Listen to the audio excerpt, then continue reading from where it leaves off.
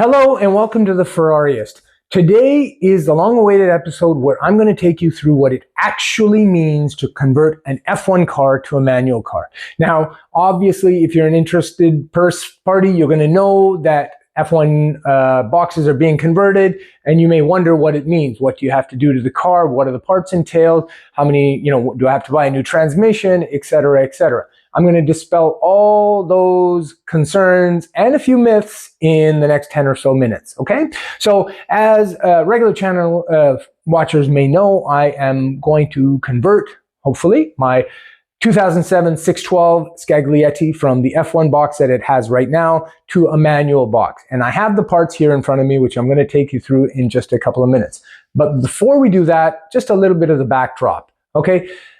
The conversion process only applies to F1 manual cars, okay? So those cars were built from 1996 in the 355, and I think the last one was 2011 in the Ferrari 599. All of those cars have manual boxes with essentially a robot shifting the gears for you. In behind the passenger seat or the driver's seat of this car, there is something called the F1 pump. So it's just a hydraulic pump that creates pressure, and there are lines, hydraulic lines, that go to an actuator, which you'll see in the corner of the screen, that then changes the gears for you. It acts like, the conventional clutch plumbing from your foot to the gearbox has been removed, and instead there's this plumbing from the F1 box to the actuator to the gearbox. So unfortunately, there's a few failure points in these things. Most notably, the pumps can die, the fluid can leak, the actuator electronics can burn out, and all of those things are very pricey repairs, unfortunately. However, the good news about it all is they can all be removed without too much of a headache. Now, the biggest fallacy that is out there when it comes to these kinds of conversions is that you need a new transmission. You don't need a new transmission. The transmission is the same as you've always had, and all you need to do is remove the actuator pieces and put in the manual pieces. The fact is that these cars were all designed as manual cars. They were all designed to be manual cars. And as such, all the drill holes and all the entry points and access points for accessory, plumbing and, slave cylinders and all that sort of stuff, all of that is there. So there's not really any drilling or, significant modifications required, other than changing around the interior. Most notably in the 599, there's a significant rejigging process of the center console that's required. And to be honest, that's the most onerous component of the whole conversion process. I'm going to show you that on my 599 when it comes back from the shop. But for the time being, rest assured, there is no chassis cutting, there's no welding, there's no fabricating. And that's why there's so many kits out there, because they're relatively easy to produce. I mean, I say that as a consumer, not a producer, but I have the kit here in front of me. And when you see the components, you'll be like, oh, that's all there is? Yeah, folks, that's all there is. It is not rocket science. And again, I say that as a consumer, not a producer and not a mechanic. I've never done the work with these hands. However, I have watched a lot of content about it, and I have been party to the process on 3 separate occasions with cars that I've owned. So I feel like I have some insight. And now this is going to be my 4th car, and I'm going to take you through the whole process from start to finish. Okay, so without further ado, let's look at the pieces we have in front of us. First things first, well, there everything is, okay? And you may say to yourself, okay, where's the rest? I'm telling you, that's all there is. Those are all the parts that came with the kit, with the exception of a shift knob, which may in fact be in that kit, I don't know, in that piece over there, but that's it, okay? So let's take you through the parts. Okay, first things first, what are these things? These are the shift rods, okay? Now, because this is a V12 kit, the V12, the F133 engine with the Graziano, the mechanism was actuated by shift rods rather than cables. So these are rigid structures, whereas in the 430, that same structure is actually a flexible rod. So they're easier to fit. Some people like the feel of the rods. The rods are more of an older school approach to the shifting question. I used to be a rod person. At this stage, I'd have to say that I'm actually a cable person now. I kind of enjoy them more. But, in the interest of being factory correct, I've chosen rods for the V12. And importantly, some of the kits out there have gone to cables for the V12s. Now, that may present a better experience in some respects, but it's not factory correct. So, be aware that there are those subtle differences. Okay, so these things, they connect to basically the bottom of the shift tower here. Okay, underneath, there's a connector here that the rod sinks up to, and then it runs the length of the car to the transmission, which is located in the back. I think it's located in the back on the V12s. I'm pretty sure it's a transaxle because those are pretty lengthy rods. So yes, it runs to the back where the transmission is and the actuator. On one side, the rod connects to this shift box, and on the other side, the rod connects to this guy over here. And this is the actuator. Okay, so this sits on the side of the transmission like this. Okay, and the rod connects to, I believe, obviously this end, and it moves around the shift fork. You'll see again that picture up on the corner of the screen. There's a shift fork inside, and that selects the gear. Okay, so you get this thing connects to this thing, connects to this thing. Okay, there's not much else, is there? Okay, so what do we have here? Well, that is the dampening mechanism. Because there's two rods that need to be connected, in the middle, the dampener connects the two, and that is supposedly helps dampen the vibration from the transmission so that it doesn't go up into your hands, into the shift knob when you're shifting gears.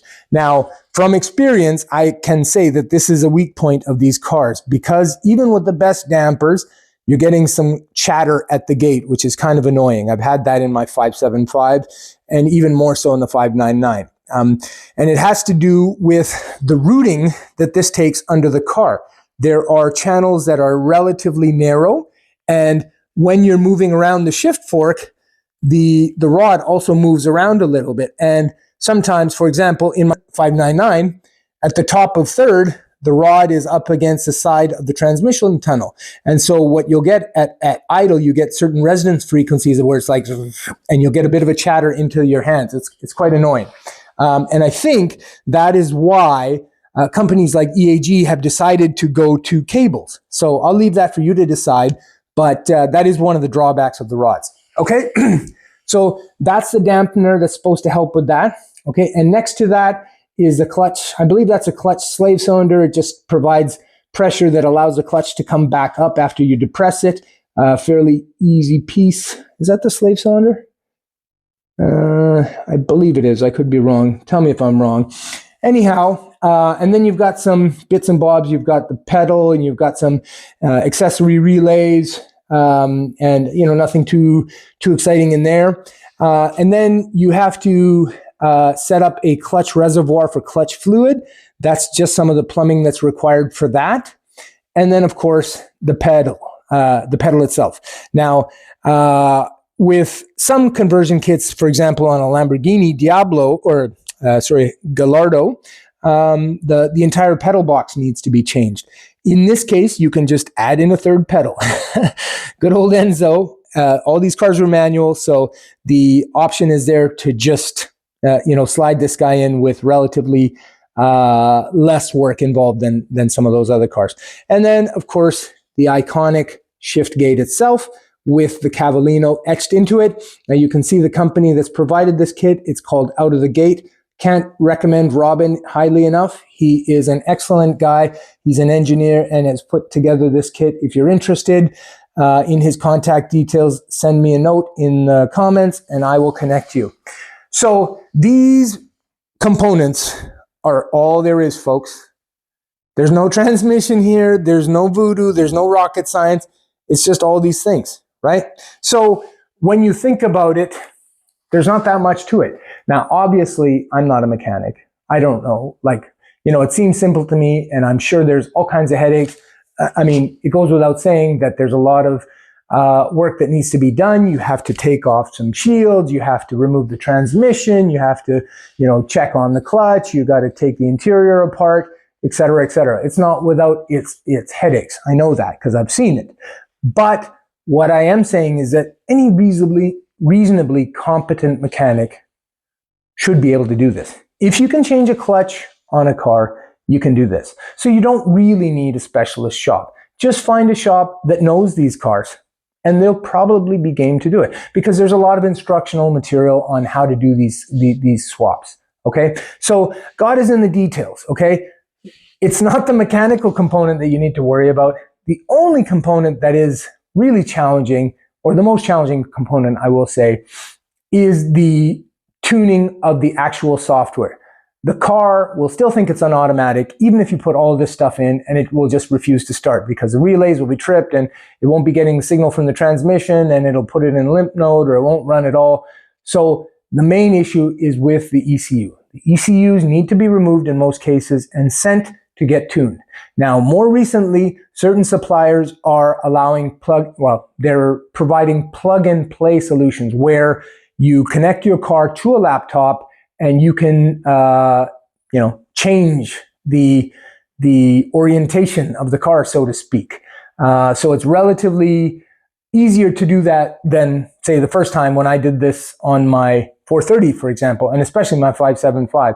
It was a struggle. The 599 was the most complex, and you'll notice that as the cars get newer, the electronic component becomes more and more of a headache. Although I've not personally converted a 355, I know of a couple of dudes who have, and they tell me the F1 conversion computer-wise is a relatively simple process. Because the computer, there's very few sensors, and so I believe in those cases, at least in the early cars, you don't even need to send the ECUs away to do anything. Nonetheless, there are companies that provide this. The sort of gold standard, I guess you would say, is Trev at, I think his company is called Seneca. He's pretty active on FChat. He's a stand-up guy. I've chatted to him a few times about various projects. And he's a real enthusiast, and he works closely with Ferrari from what I understand. So there's a lot of knowledgeable people doing this. And, the good news is, when you get big brains on, when you get multiple big brains on something that's worth doing, what you get is a lot of choice in the product. And that's where we're at. We're in a golden age where we can take these F1 cars and turn them into the manual cars that they were always meant to be. So if you're driving your F1 car, or more importantly, if you're considering buying one of these cars and want the manual version but can only afford the F1, I highly recommend this approach, okay? Because yes, the provenance may be affected. Certain people would tell you a manual car that's been converted is not worth the metal it's stamped in, or, et cetera, et cetera. So there will be an element of very traditional purists that'll be turned off by that approach. But, in my guessing of those people, those might be the people who don't drive the cars as much anyway. They're more interested in these cars as investments. And that's fine. But that's not the segment of the market that I occupy and potentially that you occupy. Because if you're interested in the experience, it's imminently doable. Now, these kits are not cheap, but the nice thing is the prices are coming down as more and more competition becomes available. So as consumers, I think we should revel in the idea that there's more and more competitors out there. And as, Ferrari is kind of the prototype of F1 cars that can be converted. But the fact is, this stuff is happening elsewhere. Tons of M3 SMGs, E40 of the E46 variety are converted every day, and the conversion on those cars costs like $5 or $6 grand. Murcielagos are getting converted, Gallardo's getting converted, R8s are getting converted, and I imagine that if there was a demand, things like Maseratis could get converted. Some of the other cars like the Mercedes Blacks and all that, they actually require transmission swaps because I don't think Mercedes ever had an F1 box other than maybe in the SLS.